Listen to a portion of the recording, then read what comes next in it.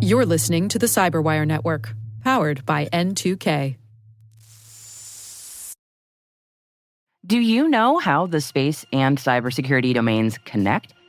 T-Minus Space Cyber Briefing is your guide through the space-based systems that expand the attack surface.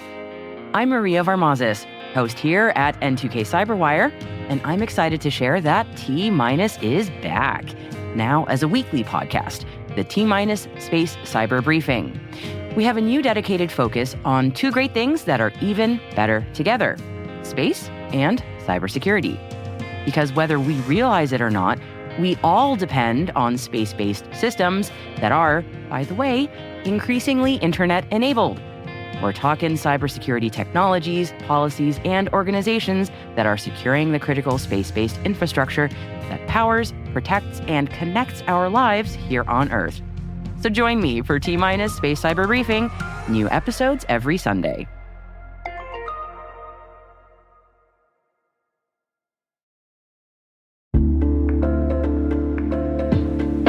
Maybe that's an urgent message from your CEO, or maybe it's a deepfake trying to target your business. Doppel is the AI-native social engineering defense platform fighting back against impersonation and manipulation. As attackers use AI to make their tactics more sophisticated, Doppel uses it to fight back, from automatically dismantling cross-channel attacks to building team resilience and more. Doppel, outpacing what's next in social engineering. Learn more at doppel.com. That's DOPPEL.com.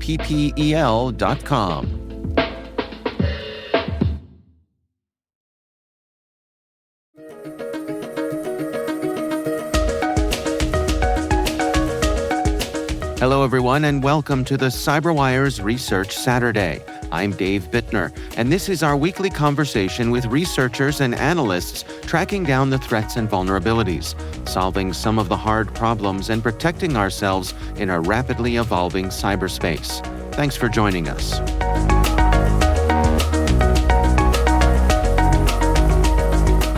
This began with what appeared to be a legitimate business meeting invitation. The victim received a Calendly invite that eventually directed them to a typo-squatted Zoom domain hosting a fully simulated fake meeting environment, which is like one of the most interesting pieces about this research. That's Ismael Valenzuela, VP of Labs Threat Research and Intelligence at Arctic Wolf. The research we're discussing today is titled Blue Noroff Uses ClickFix, Fileless PowerShell, and AI-generated fake Zoom meetings to target the Web3 sector.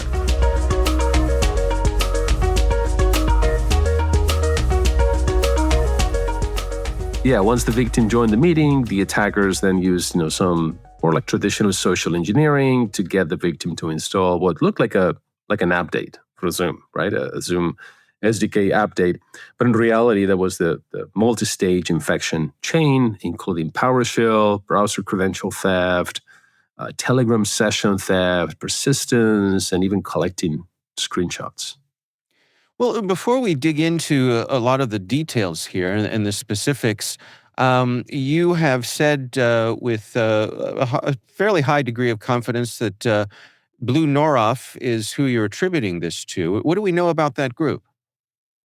Yeah, so this is a group that is associated to North Korea, or the DPRK, Democratic People's Republic of Korea. And this is essentially the same playbook that they have been using for quite some time, where the primary objective of their activities is essentially financial theft. And the fact that they're targeting cryptocurrency executives, exchange operators, blockchain wallet developers, this is very consistent with the playbook for this group, Blue Noroff. And essentially what they want to do is to generate revenue to keep supporting the country's interests. Well, let's walk through this step by step. I mean, you mentioned that this begins with a Calendly invite. Can you take us through the details of what the victim experiences here? Yes. So the victim receives this invite, and instead of going to the domain that they think that they're going, they use a typo-squatted Zoom domain. This is, I like to call it like a cousin domain or a lookalike domain. that may look like legitimate, like something related to the day-to-day work, but they're essentially going to a domain that is controlled by the attackers. When they go to this Zoom call, what they get is into like a fake meeting, which is very, very interesting because this meeting has content that is specifically tailored to the victim. So the attacker, that shows that the attacker has been able to conduct detailed investigative work prior to set up every meeting, which is very, very interesting. At least one of the 100 targets that we identified beyond the primary victim that we investigated in this case has publicly disclosed on LinkedIn that their identity was used by the threat actor to approach other targets, showing that there is like kind of a pipeline to lure more people into this attack, as we document in the report. And when the victim would join the call, they would see videos, they would see personas that are related to their day-to-day job. So if they were in the crypto world, they would see relevant people from the crypto world. Some of this content would be scraped out of YouTube, webinars, and other public resources. Some of this content would be stolen from the footage recorded from previous victims that would be incorporated into their library. At the time of this recording, I can tell you there's more than 1,000 videos in this library. Help me understand, this part of it, because it seems like a tremendous amount of effort that goes into this particular campaign here. Were they using AI-generated images? Were they cleverly using the stolen webcam footage? Are they looping things in the background? What are they doing?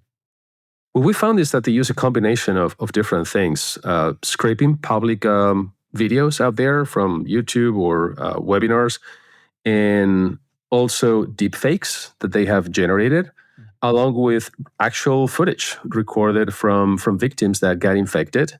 And then, they would join this call, and you could see how, their faces look like a little bit like confused. They're clicking on links, they're like trying to find out what's going on.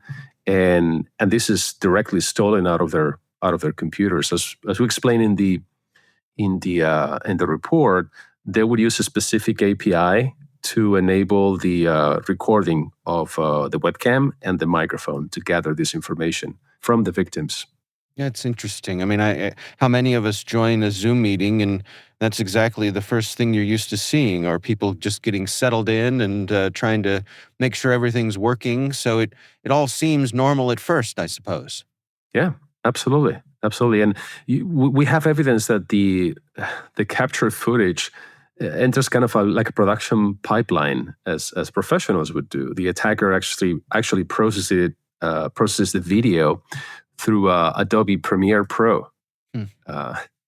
And it's worth mentioning that at least one image was edited with Microsoft Paint. So I guess, maybe they run out of budget. I don't know. Going old school. Right. Right. So let's continue down the pathway here. I'm a victim and I've I've entered this Zoom meeting, even though it's not a real Zoom meeting. What happens next? Yes. So what happened next is that the victim would receive some communications that, maybe something is not right, we cannot hear you, or we cannot see you well. They would continue the social engineering by trying to convince the victim to install an update, right, for Zoom. And I'm saying Zoom here, but I have to say, since the publication of our report, we've seen the attacker moving away from Zoom and using Microsoft Teams. Teams themed lures towards other organizations, including outside of crypto, now enterprise software, business services. But that's kind of the idea, right? Once they convince you that you are among peers, or joining a webinar, a call with people that share same interests, they would ask you to execute something on your machine. That's where the PowerShell comes in, or a binary. In some cases, this is not that different from the fake CAPTCHA and other social engineering attacks that we see on a regular basis, where they convince you to just copy and paste some commands on your machine that are going to install the malicious implant.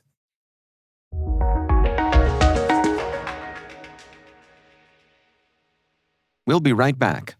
Study and play come together on a Windows 11 PC. And for a limited time, college students get the best of both worlds. Get the Unreal College Deal. Everything you need to study and play with select Windows 11 PCs. Eligible students get a year of Microsoft 365 Premium and a year of Xbox Game Pass Ultimate with a custom color Xbox wireless controller. Learn more at windows.com/student offer. While supplies last. Ends June 30th. Terms at aka.ms/collegepc. When you need to build up your team to handle the growing chaos at work, use Indeed Sponsored Jobs. It gives your job post the boost it needs to be seen and helps reach people with the right skills, certifications, and more. Spend less time searching and more time actually interviewing candidates who check all your boxes. Listeners of this show will get a $75 sponsored job credit at Indeed.com/podcast. That's Indeed.com/podcast. Terms and conditions apply. Need a hiring hero? This is a job for Indeed Sponsored Jobs. And your research points out that once they go down this path, it is minutes before they've have the system fully compromised. That is correct. Once the once the machine is fully compromised, it could be like less than 5 minutes. The attacker is stealing the Telegram sessions, the browser credentials, the webcam footage, the audio from the microphone, and then they use these compromised accounts, these identities, to approach other victims. So now that means that these messages coming to you through Telegram or these invitations may come from people that you trust. Now, I'm on this Zoom call and they've convinced me to run this software. They've installed the malware. Are they keeping me on the line, or am I being discarded and they move on to the next person? Well, I mean, based on the information that we haven't joined these calls necessarily. We have seen all the analysis that comes out of the investigation. But according to the videos that we have seen, the victim may have been connected for some time. But then, I mean, enough time for the attacker to be able to convince you to do something, to install something on your computer. Right? Once they have the information, there's no need to keep you there for any longer. So, if the call disconnects, it's like, okay, something didn't work. What is going on? But it doesn't really matter. At that point, those identities have been stolen. And as I said before, we have seen some victims in social media, LinkedIn, X, mentioning that, hey, my identity has been stolen and it has been used to approach other people in my network. How did Arctic Wolf pivot from this initial intrusion that you investigated to identifying 100 additional targets? Well, so part of that is based on our amazing threat research team. I have to say that we track threat actors. We have been doing this for a long time, and also based on our telemetry, the ability to pivot from endpoint data, which was the very first indication or signal that we got here, to the ability to pivot to other infrastructure, to pivot to network telemetry, cloud telemetry, from over 10,000 customers, and a lot of the open source intelligence that we gather out there too. Was there anything that stood out about the victims themselves in terms of who they were going after? Are there particular parts of the world or particular industries that they seem to be targeting? Yeah, that's an interesting one. About 45%, 50% of the victims were CEOs and founders. About 70% were related to blockchain, exchanges, but also venture capital companies. The geographic spread was over 20 countries. So, I mean, that tells you that this is a well-resourced operation with language capabilities, cultural awareness to do social engineering across multiple regions. And some of the individuals that we have found that were victims of these were kind of like well known. Some of them, public figures, people in different industries that have a high profile. It's a good reminder that these sorts of things can happen to anyone. Absolutely. In terms of countries, the majority were focused on the United States, but we also found Singapore, United Kingdom. And we're seeing since the publication of our research that they're expanding to other geographies and other businesses too. In terms of the attribution, what can you share with us in terms of evidence that supported your high confidence attribution that this was the North Koreans? Well, we typically talk, when we talk about attribution, we typically talk about several things. The indicators of compromise, the infrastructure that they use. As I said before, we're tracking these threat actors for a long time. And if you look at the publications that we have done in the past, you can see that this is not the first Blumenroth publication that we have done. And the playbook, very, very distinct. And the motivation, right? The first motivation is, as I said before, financial, to support the regime and to bypass the embargoes, right, from the UN to this country. But we're not the only ones that we have seen this. There is other peers in the industry that have been reporting the same playbook coming out of Blumenroth, which always adds additional confidence to our assessment. So what are the takeaways here for defenders? What sort of things should security teams take away from your research? Well, the first one that you already talked about, it's Dave, it's essentially training, right? Proactive security training, security awareness. This is one of the oldest things in cybersecurity. Knowing that you have to validate every single request, recognize the red flags of phishing, and routinely verify meeting requests, especially when it is something that looks suspicious, right? Via secondary contact method. Browser security. This is kind of a new field as well in cybersecurity. Well, maybe not so new for those that we have been around for a long time, but we see like very specific threats against browsers these days. There's a particular API, get user media, that should only be available to like trusted domains. Clipboard monitoring restrictions where feasible.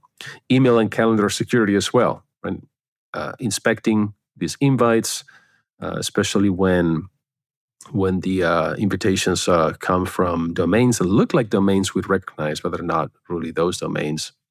And of course, threat intelligence, threat modeling, knowing exactly that if you are in the business of cryptocurrency, if you have wallets with high value, if you're a public figure, if you have a high position in an organization, know that these threat actors are going after you. And knowing this should drive the countermeasures. This is what I usually call think red out blue, right? Think as an attacker to become a better defender. I think about an attack like this, and particularly the element with Calendly, I would fall for because I feel like this is such a part of my day-to-day, right? Responding to calendar invites, sending out calendar invites, meeting with people in these online conference sessions like you and I are doing right now. It's such a part of my routine that I have to wonder, would I stop to check because I'm in such a habit of doing this every day? Well, it's funny you mentioned that, Dave, because I joined your podcast through this Calendly invite. And first thing I did when I clicked on it, it's like, hold on, before clicking on it, I was That's like, hold right. on a second. Is this actually Dave or not? Good for you. But yeah, that's a reality. No one is free from any of this. But that's why you want to have like several controls along the way, because if something, fails, it could be, you under stress, checking, doing something urgently on your phone, or at least you have other layers, and also having the information, right? Listening to this podcast, having the right information to say, hold on a second, I'm going to, verify and double check, especially these type of requests.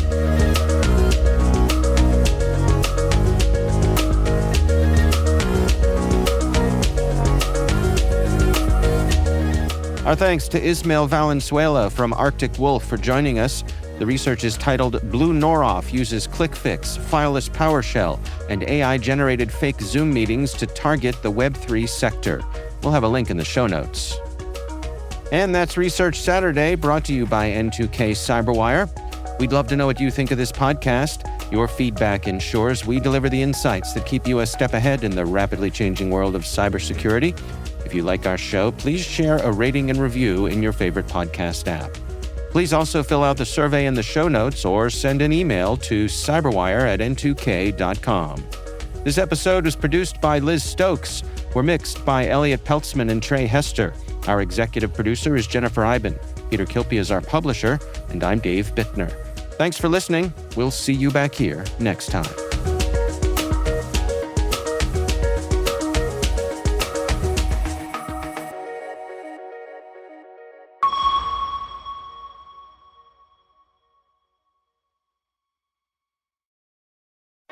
Meet the new iCIMS, the single talent acquisition platform that's fully future-ready. It works wherever and however you hire, with insights no one else offers. One solution that fits seamlessly into your existing tech stack, which is why IT and HR leaders trust it. With the best of enterprise-grade software and AI, iCIMS helps you identify and secure the right talent faster. iCIMS, powering exceptional hiring. Learn more at icims.com.